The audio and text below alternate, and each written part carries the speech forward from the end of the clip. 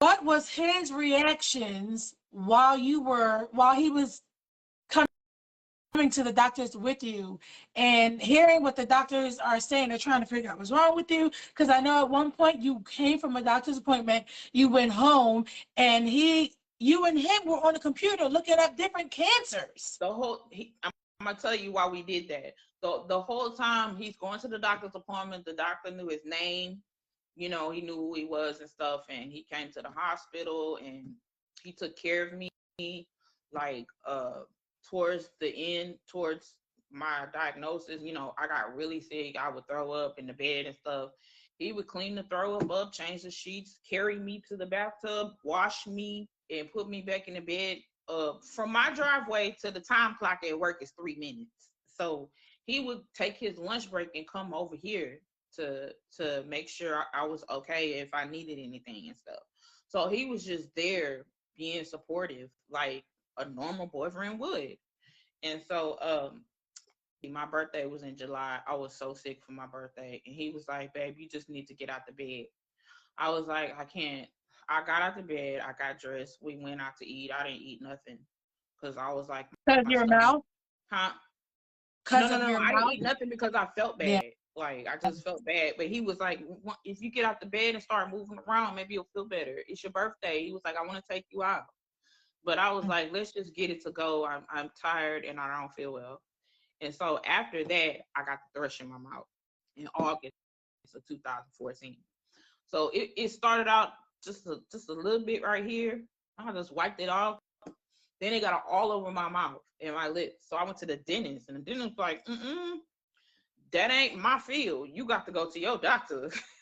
So wow. Right. So when I went back, he looked at the labs, and he said, Miss Anderson, your labs don't look good. He said, and that thrush in your mouth, he was like, these are all signs of HIV. He said, if you'll allow me to run a test, I'm going to run an HIV test. And he said, if it comes back negative, I'm going to send you to an oncologist because more than likely you have some sort of cancer. By this time, I'm bald. Like, I have on a beanie. I have no hair. I made a joke. I told Karim, well, my hair already gone, so I ain't got to worry about that if I go to chemo. He was like, Sarita, it's not funny. I was like, what am I going to do about it? Something is wrong with me. Right. So being all, oh my God, it's not going to help anything. Sometimes you got to laugh to keep from crying. My nails had fell off because it was just coming out in chunks. Your nails? What do you mean your nails? They fell off. It was skin, just skin right here. What? They fell off. I had lost, I went from 210 to 135. What? I'm 5'5" and I'm curvy. So 135, that may be good for somebody else. I look like death. Like, all this was sunk in. My neck was sunk in. I was still trying to go to work. My uniform was falling off. Like, because it was the uniform I had when I first started. And now I done lost all this weight. It's just hanging off. And people looking at me like, you all right? You done lost a lot of weight. And it didn't look like healthy weight loss. It looked like it was something wrong with her. So I went back to work, and the doctor told me, I don't think you should be working right now. I was like, well, somebody got to pay these bills. So I went to work. I was paying your bills. Yeah. I didn't have the strength I had before. Yeah. I couldn't tackle nobody or go fight nobody. I didn't have that strength or that energy anymore. My arms felt like jelly most of the time. I needed help carrying the groceries in the house. Oh my goodness. Like, Karim did that stuff. All the carrying the groceries in the house. He was doing the cooking.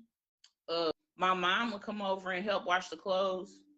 So what did your mom say? Because I'm sure she had to see this drastic physical change in her child.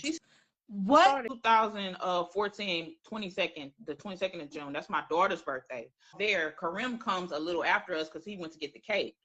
So I asked his family, I said, is it okay if I introduce my boyfriend to y'all? I just don't want him walking around and y'all like, who is this?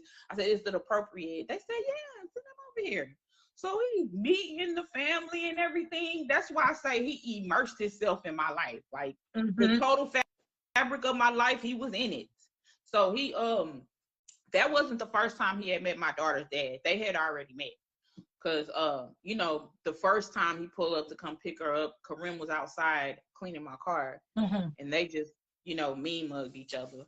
And so he gonna send me a text talking about, you ain't gonna introduce me to yo nigga. And I'm like, you could have introduced yourself. Why y'all out there mean mugging and stuff? But the next time he came, I introduced them.